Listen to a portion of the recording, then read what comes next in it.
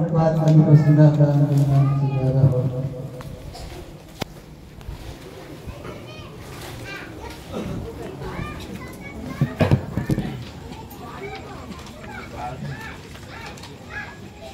Assalamualaikum warahmatullahi wabarakatuh.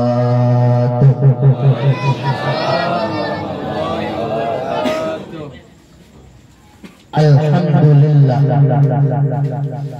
alhamdulillahilladzi khalaqal mauta wal hayata liyabluwakum ayyukum ahsanu amala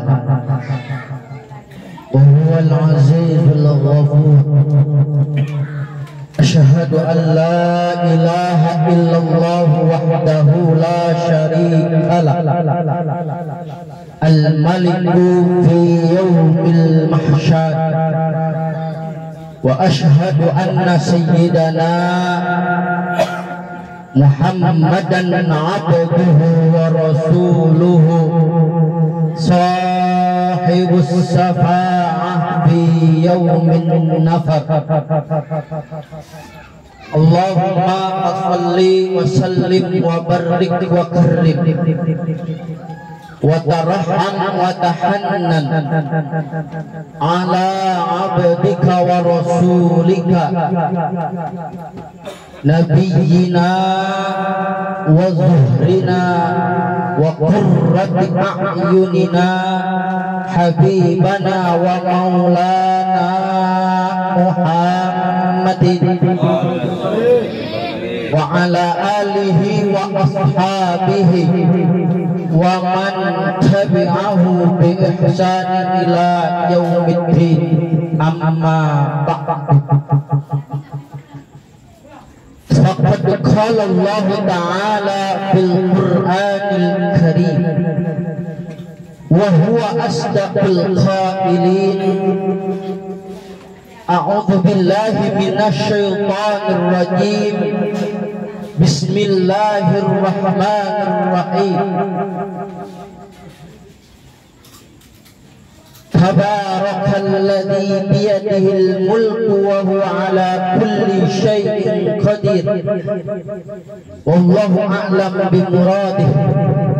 Wa qala nabiyyuna Muhammadin sallallahu alaihi wasallam, mal mayyit fi qabrihi illa al-mughawwas. Wallahu a'lam bimuradih. Ma'asyiral muslimin wa zumratal mu'minin, jamaah tahlil malam ketiga almarhumah Fitriyah binti Yudi rahimahumullah. Pertama yang saya hormati para asatid wal asatidah, para orang tua dan juga guru-guru kami yang nampak hadir pada kesempatan malam yang mulia ini, yaitu Bapak Ustadz Pendi, Bapak Ustadz Usum, Pak Surnedi, Pak Wandi, Pak Alang, tak lupa Ketua FBR Bapak Ion, serta pejabat aparatur pemerintah, Ketua RT 04 Bapak Asep. Mudah-mudahan ulama dan umarok yang pada malam hari ini mampu melangkahkan kedua kakinya ke tempat almarhumah dengan diiringi lenggangan tangannya, dicatat menjadi satu amal ibadah kelak di hadapan Allah Jalla Jalaluhu wahdah. Amin ya Allah ya Rabbal alamin. Bapak saudara rahimakumullah, tak lupa yang saya hormati dan juga kami muliakan sahibul hajat Bapak Yudi sekeluarga, serta sahibul wasilah yang pada kesempatan malam yang mulia ini saya bisa duduk bersimpuh bermuajahah dengan orang amal, dengan wasilah Bapak Sulaiman SPD. Mudah-mudahan keluarga yang ditinggalkan almarhumah Allah berikan kesabaran yang luas, Allah berikan ketabahan yang kuat, dan meninggalnya Ananda Fitria binti Yudi menjadi salah satu wasilah yang mana kelak bisa memboyong bapak dan ibunya ke surga Allah Rabbul Jalil, amin ya rabbal alamin. Bapak saudara rahimakumullah, kita datang kemari pertama barangkali sanak famili, tetangga, saudara dan handai tolak dalam rangka takziah atas berpulangnya Ananda Fitria binti Yudi. Oleh karenanya saya dari rumah Menceng Pulo niat kemari yang pertama silaturahmi sama orang kamar. Mudah-mudahan langkah saya dari rumah kemari Allah jadikan satu pahala ganjaran buat saya. Dan yang kedua, tujuan saya kemari tidak lain dan tidak bukan adalah takziah kepada Ananda keluarga Fitria beserta keluarga besarnya. Bapak saudara rahimakumullah, berbicara tentang kematian yang roman-romannya, kita kalau mendengar kematian ogah roman-romannya bicara kematian. Siapa sih orang yang mau mati? Apalagi yang model kita, yang roman-romannya ini saya lihat mukanya pada takut sama yang namanya mati. Roman-roman betah adidun di dunia. Bahkan Ramadan belum sampai, Lebaran udah di absen. Mau kemana nih beres Lebaran? Baju mau dibeli di mana? Tapi kalau giliran bicara kematian, orang jadi ngeri. Kenapa? Karena tidak ada orang yang mau mati. Tapi padahal kematian itu adalah sesuatu yang hak, kematian itu adalah sesuatu yang pasti dan pasti akan kita lalui, Pak. Maka benar kata Nabi, kafa bil mauti wa'idho, cukup kematian itu sebagai nasihat buat kita. Maka kalau pagi-pagi ketua DKM udah ngetok-ngetok mik jam 7, jam setengah 7, kalau di Pulau Menceng ketua DKM udah ngetok-ngetok begini, itu pasti tanda-tandanya adanya yang mati. Kira-kira siapa yang mati? Begini apa di Kamal sama begitu apa ya? Sama apa beda? Diumumin nggak yang mati? Diumumin. Sunnahnya Pak, di dalam kitab yang mati itu diumumin sebelum kalimat inna lillahi wa inna ilaihi raji'un itu kudu ngucapin alhamdulillah. Alhamdulillah, inna lillahi wa inna ilaihi raji'un, telah meninggal dunia bulan bin bulan. Tapi kan kalau misalkan diawali alhamdulillah, keluarganya bakal jalan. Keluarga mati dibilang alhamdulillah, orang mati dibilang alhamdulillah. Padahal sunnah Pak. Kenapa sunnah? Kematian itu adalah sesuatu yang hak, dan orang yang hidup ada yang matinya lama Pak.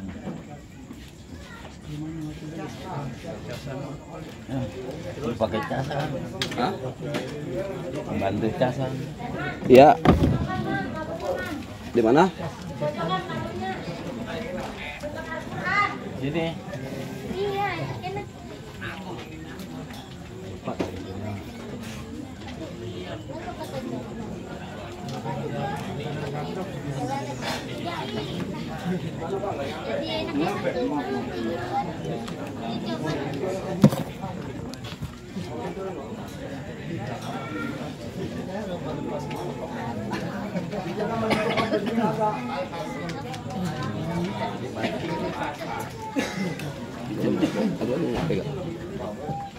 Casannya. Kemarin casannya mana?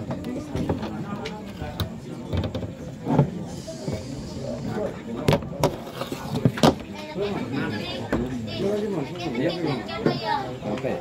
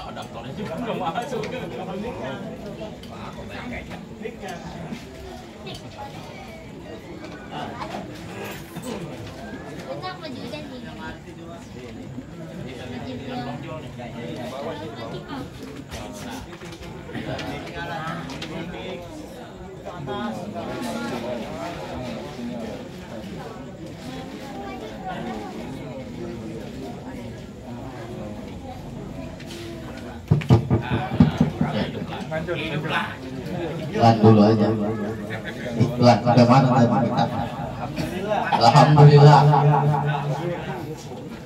Orang yang meninggal idealnya itu ketua DKM ngumumin alhamdulillah, inna lillahi wa inna ilaihi raji'un. Kenapa ada kalimat alhamdulillah? Bahwa kematian yang dialami oleh manusia tidak langsung mati. Ngomongnya mati itu mati, sampai sepikir-pikirnya mati pak. Ini juga takut kali kematian gak mati sepikirnya. Kematian orang manusia itu nggak bisa ada yang tahu. Pernah Bapak dengar lihat orang yang sakaratul mautnya lebih dari 3 hari? Ada. Disiksa di alam dunia. Sekaratnya lebih dari 7 hari. Ada. Bahkan ada yang sekaratnya setahun. Di kampung sono, bukan di kampung sini. Ada yang sekaratnya setahun. Hidup kagak, mati juga kagak. Makanya ketika dia mati itu kita sunnah ngucapin alhamdulillah. Cuma jangan kenceng-kenceng. Kalau kenceng-kenceng repot, kedengaran sama keluarganya kejauhan sampai. Kedengaran sama keluarganya sialan. Saudara gua mati dibilang alhamdulillah. Itu ini bisik. Hadirin jamaah rahimakumullah.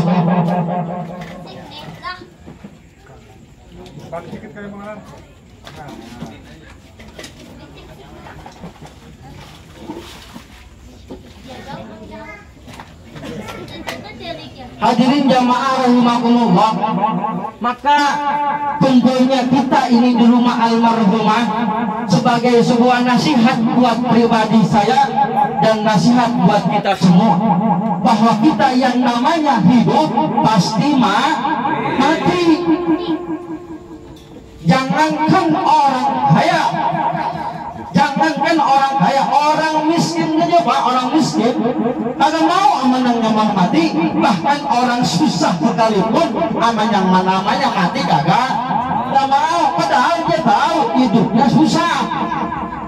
Kan kalau misalkan umurnya panjang 5 hari mau kiamat itu dia masih hidup, kan susahnya makin banyak pak. Bener. Tapi yang namanya kematian biar kata di alam dunianya susah, agak ada yang mau mati. Ustaz meninggal Ustaz mah. RT mati teh. RW mati we. Lurah mati lah. Tamat mati. Yang kaya banget biar kata dia mau lari kemana juga bakal yang namanya nemuin kematian. Kenapa? Allah sudah menyatakan dalam Al-Quran, Qul innal mautal ladzi tafirruna minhu fa innahu mulaqikum. innal mautal ladzi tafirruna min.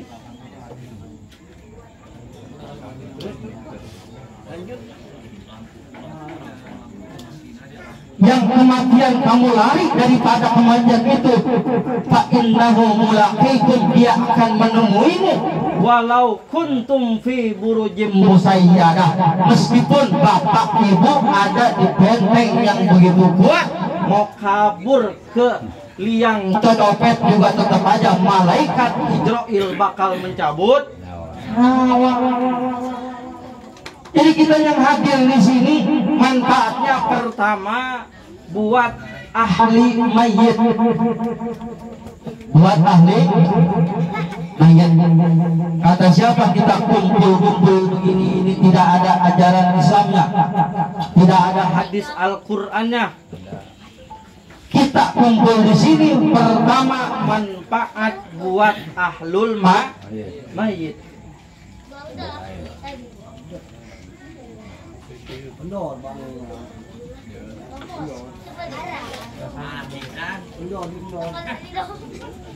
Ahlul mayit. Manfaatnya apa buat si mayit ini? Mal mayyit fi qabrihi kal ghawis mugawah. Orang yang meninggal, orang yang dikubur itu sama seperti orang yang tenggelam, sama kayak orang yang kelelep. Ini udah banyak disampaikan oleh ustadz dan asatidz kita. Makanya orang yang meninggal butuh doa darinya hidup. Kewajiban kita yang hidup ngedoain orang yang udah meninggal. Tapi kalau misalkan udah mau dekat lebaran, banyak orang ziarah dikubur, maka hukumnya haram. Biasanya kan kalau udah mau dekat lebaran banyak orang ziarah ke kebun 200. Orang ziarah dikubur maka hukumnya haram, nggak boleh. Orang ziarah dikubur. Orang ziarah dikubur ya, Pak, dosa. Maka hukumnya haram. Udah mau dekat lebaran, orang pada ziarah ngedoain orang mati juga sama haram. Orang didoain biasa mati ya haram. Tapi kalau kumpul begini Pak, ini ada dasarnya dalam Al-Quran dan hadis Rasul. Kita kumpul yang dibaca tahlil, kumpul yang dibaca tahmid, kumpul yang dibaca Al-Quran, maka doa kita itu berguna untuk yang udah meninggal.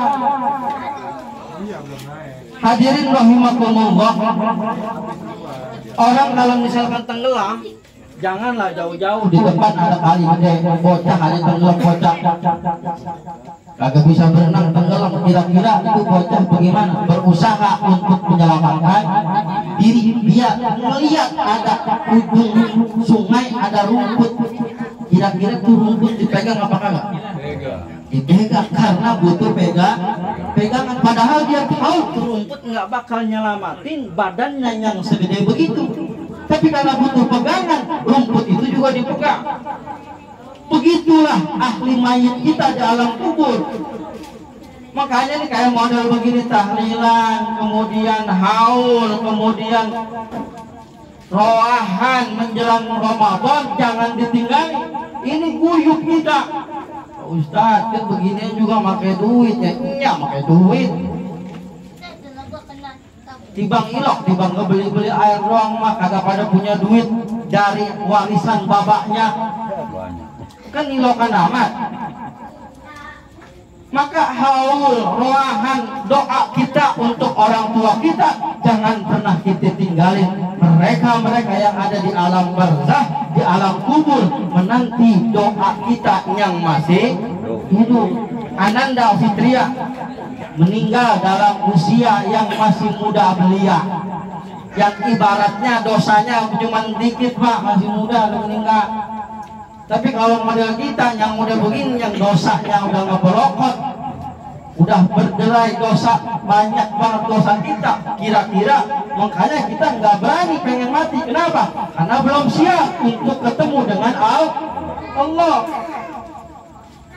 Maka anak itu bisa ngebopong bapaknya ke surga, bisa ngebopong bapaknya ke neraka. Mudah-mudahan fitriah ini menjadi furotan, menjadi celengan, meskipun ini bocah baru tibang balai doangan, SMP kelas 3 kalau nggak salah, kelas 2, apalagi kelas 2. Insya Allah dia bisa menjadi tabungan buat orang tuanya dan menjadi syafaat nanti di yaumil qiyamah buat ibu bapaknya. Hadirin rahimakumullah, maka manfaat ini buat ahli kubur.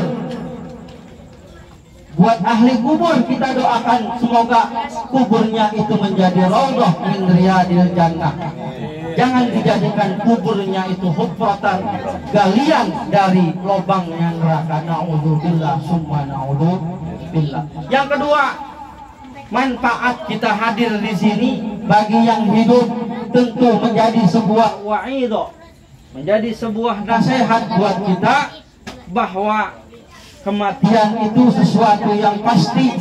Maka orang yang beriman senantiasa mempersiapkan dirinya lil isti'dad di yaumil ma'ad, mempersiapkan dirinya bekal untuk kembali ke hadirat Allah Rabbul Jalil.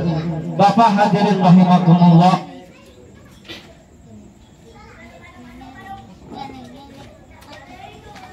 kita ini hidup di alam dunia enggak lama. Umur itu paling banter 65 ke sono.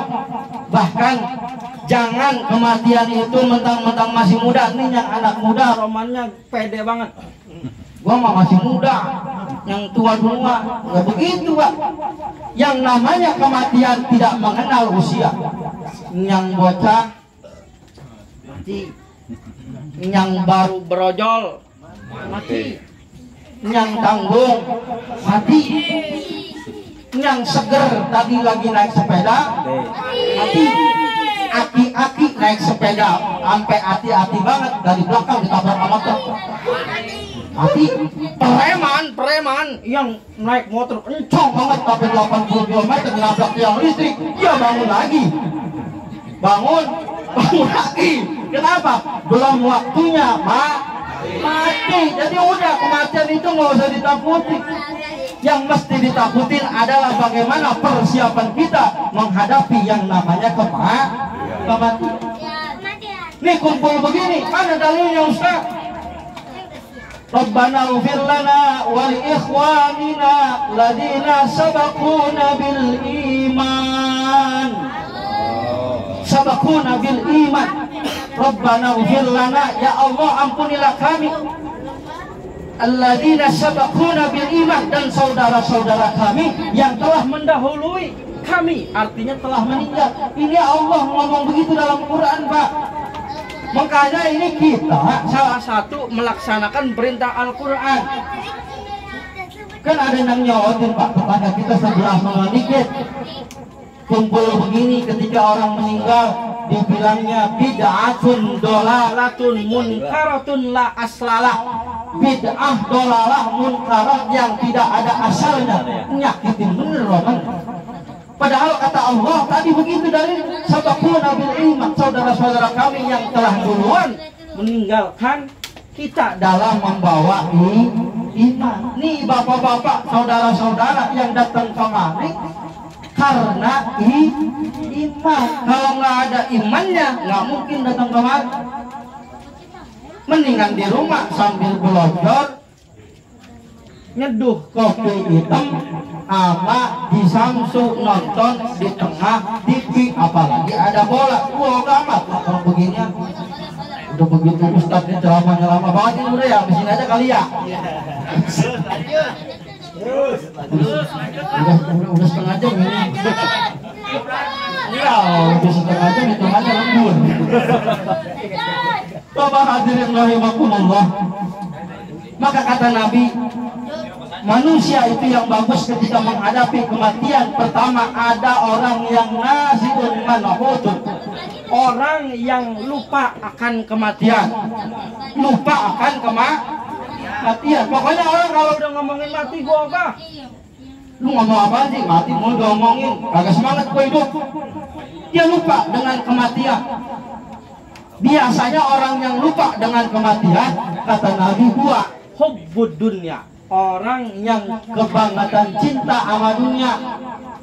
Agresivitasnya hanya mengejar dunia. Dunia mulu kejar-kejar, besoknya dia meninggal dunia. Lupa terhadap kematian. Hubbud dunya. Yang kedua, orang yang lupa kematian, kata Nabi, al-jahlu. Al-jahlu ini kalau kata orang Kamal bodoh. Tahu zaman jahiliyah? Jahiliyah itu kata ustaz, jahiliyah itu bodoh. Padahal jahlu itu bukan bodoh, Pak. Bukan. Jahlu itu bukan bodoh. Bahasa Arabnya bodoh itu balada. Ya, balada bodoh. Al-jahlu itu bukan bodoh. Arab jahiliyah kata siapa bodoh? Mereka pintar dalam perekonomian. Buktinya apa? Abu Bakar Siddiq, seorang saudagar yang kaya raya. Kemudian siapa? Umar bin Khattab, Utsman bin Affan, seorang saudagar yang hidup di dunia perdagangan. Berarti mereka pintar. Tapi karena tidak ada padanan kata tentang al-jahlu, yang diartikan oleh orang kita adalah bodoh, dalam arti mereka tidak tahu bahwa dia itu pasti mati dan dia pura-pura tidak tahu. Itu namanya bodoh. Tapi dalam bahasa Arab bodoh itu artinya balada. Baginda Rasul itu orang yang pintar, Pak. Orang yang pintar. Nabi nggak pernah baca, nggak pernah nulis, tapi pintar. Itu yang pertama, kata Nabi, nasiyan mansuhatun, orang yang lupa akan kematian.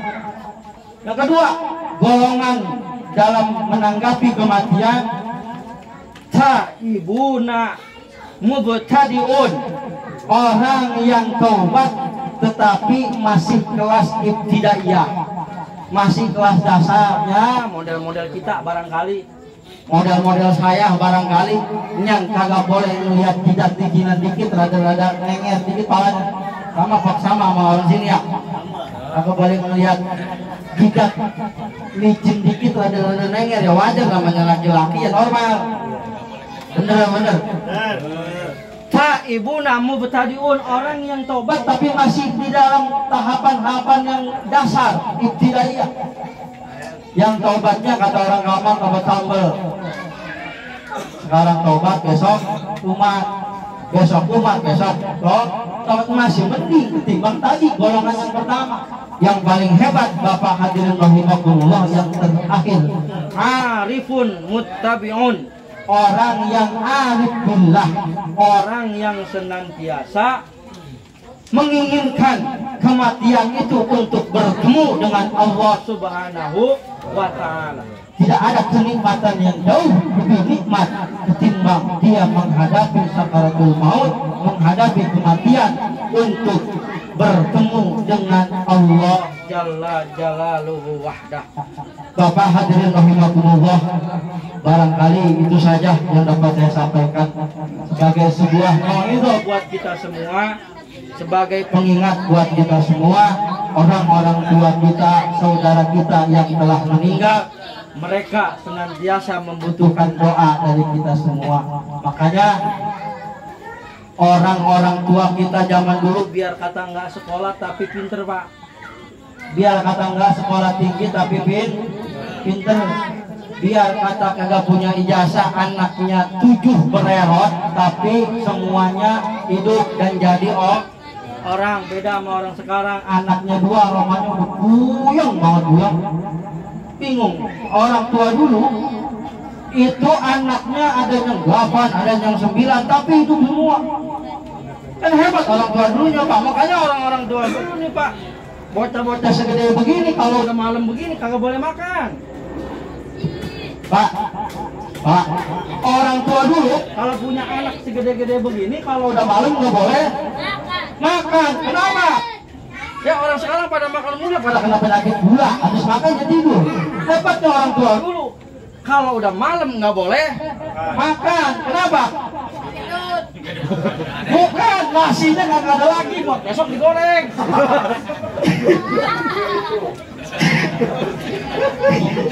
Orang tua dulu, Tong, lu kalau makan gua usir dari rumah lu. Saking galaknya. Kenapa? Itu saking pinternya orang tua dulu. Kita kalau kita makan malam gua usir dari rumah lu. Emang apa? Itu nasi pagi-pagi buat digoreng. Anaknya 8 disendokin, salam 5 sendok. Sendok. Telur diceplok doang, dibagi 5, anaknya 5. Pinter orang tua dulu. Orang tua anak zaman sekarang loncong-loncong banget sama bapak bokap, emaknya datang nyokap, misi kakeknya datang bokap, nyokap. Itu anak-anak sekarang. Orang tua dulu pinter-pinter pak. Bahkan dulu saya di bawah menyai saya, kalau misalkan di bawah pohonan yang gede pak, itu kan jampenya, tahu jampenya pak. Kalau di bawah tempat yang angker, tahu tempat angker 200 yang pohon yang gede itu tahu tempatnya angker kan ya. Kalau orang tua dulu jampenya tahu pak? Tahu kan jampenya? Bukan baca pakai bahasa Arab, bukan. Apa kata nyai saya? Numpang anak bagong mau lewat. Begitu udah ngelewatin, udah sampai tempat terang, kayak saya nanya, Nyi, emang apa sih tadi numpang anak bagong mau lewat? Kamu saya anak bagong. Katanya saya bukan begitu toh. Kalau misalkan kita lewat-lewat aja, itu kata setan, kata pembedi, ini manusia nih, biar gua godain, biar gua ledekin. Karena kata Allah, inna syaitana lakum aduwwum mubin. Setan itu musuh yang nyata buat kita. Pintar juga orang zaman dulu ya. Itu orang zaman dulu. Beda orang zaman sekarang. Makanya apa? Keberkahannya kurang pak. Orang sekarang punya anak 2, puyengnya bukan main. Orang zaman dulu punya anak 8, nggak pernah punya. Kenapa? Mau tahu syiriknya? Karena ada ikhtiar dan tawakal. Ikhtiar dan tawakal. Nih saya kasih pesan. Ada ikhtiar dan tawakal. Ikhtiar itu usaha. Tawakal itu pasrah kepada Allah. Orang zaman dulu dia ikhtiar nggak banyak. Yang nelayan nyari ikan di tengah laut, kadang dapat, kadang enggak, taruhannya nyawa. Di Cengkareng Pulau dulu ikhtiarnya, usahanya nanam tani, nanam sosis, nanam bayam, nanam kacang panjang, pada panjang semua. Nanam pare sekebon, pahit semua. Kenapa? Tawakal. Setelah dia nanam, dia tawakal kepada Allah. Ada kalanya pak, ikhtiar kita nggak sama dengan tawakal kita. Usaha kita ada kalanya nggak sejajar dengan tawakal kita. Nyari kita berangkat pergi beduk, pulang beduk maghrib, kagak dapat apa-apa. Mohon maaf, yang ngojek kagak ada penumpang satu pun.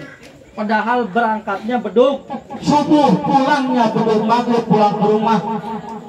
Mak, Bu, nih, Bunda, ayah nggak dapat apa-apa, tangan kosong. Itu usaha kita tidak sejajar dengan tawakal. Yang udah sungsang, sumbel, jungkir balik, keringetan, apa kebool-bool, banting tulang. Ini sebenarnya begini, jadi tulang enak ini ceramah. Udah sungsang, sumbel, jungkir balik, banting tulang. Pagi banting tulang, malam banting bini. Kagak dapat juga tuh duit. Enggak dapat. Karena tawakal dan ikhtiar kita enggak selalu berjalan sejajar.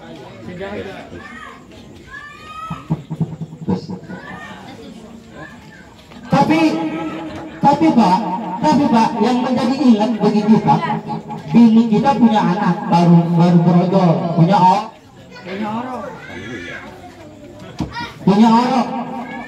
Orok kan bisanya cuma nangis doang, Pak. Orok bisanya cuma kedekeran sama nangis. Tapi ngorok biar kata dia usahanya cuma nangis sama kedekeran doang. Rezekinya banyak, Pak. Ibu-ibu majlis ta'lim Katanya no nengokin si Anuan yuk habis lahiran. siapa? Oh, di Odah habis lahiran. Tidak nengokin. Kan kalau nengokin bayi nggak mungkin tangan kosong, Pak. Yang ibu-ibu ada yang bikin kue pisang, Yang ibu-ibu ada yang bikin kue buras, yang ibu-ibu ada yang bikin kue donat, bahkan ada yang kagak keburu buat bikin kue, ada yang beli. kue di Alfamaret. Ada ibu-ibu lagi mau Mau ngikut nggak keburu beli di Alfamaret, dia masukin duit di pinggiran angkot cepet ngelongok ibu buat Odah yang habis lahiran. bapaknya beduk subuh pulang beduk maghrib kagak dapat apa-apa, bocah yang baru lahir kue pisang dapat, kue buras dapat, bolu dapat, bahkan duit cepek dari tetangganya dapat. Emang ibu-ibu tahu yang namanya bocah baru brojor makannya kue pisang? Kan kagak. Emang ibu-ibu tahu kalau misalkan bocah yang baru brojor bisa jajan ke warung bawa duit cepek? Kan kagak. Akhirnya bapaknya aja emang udah usaha kagak dapat, begitu pulang, lah ini ada kue pisang dimakan sama abangnya, buras dimakan sama adeknya yang keempat. Bapaknya pulang emang tadi kagak dapat apa-apa, ngegendong bocah, rupanya ada amplop jatuh, pas dibuka cepet lumayan buat beli siji Samsu 2 bungkus, masih ada kembalinya bocah. Rezeki siapa itu? Rezeki bocah. Maka hidup ini pada hakikatnya antara ikhtiar dan tawakal tidak selalu sejajar dan sama. Bapak Ibu hadirin rahimakumullah, itu saja barangkali yang dapat saya sampaikan. Mudah-mudahan kita bisa bertemu di lain waktu, dan kita doakan almarhumah Fitria binti Yudi, Allah jadikan makbarahnya raudhah min riyadil jinan. Dan kita yang malam hari ini hadir, baik Bapak RT, para asatid dan juga para guru-guru kami, Allah panjangkan umurnya, Allah berikan keluasan dan ketabahan, Allah berikan maslahat dan manfaat dalam hidupnya, dan kita meninggal dalam keadaan husnul khotimah. Itu saja barangkali dari saya, akhirul kalam. Kurang lebihnya mohon dibukakan pintu maaf yang seluas-luasnya apabila ada kata-kata yang kurang berkenan. Billahi taufik wal hidayah. Wa minkum. Wassalamualaikum warahmatullahi wabarakatuh. Waalaikumsalam.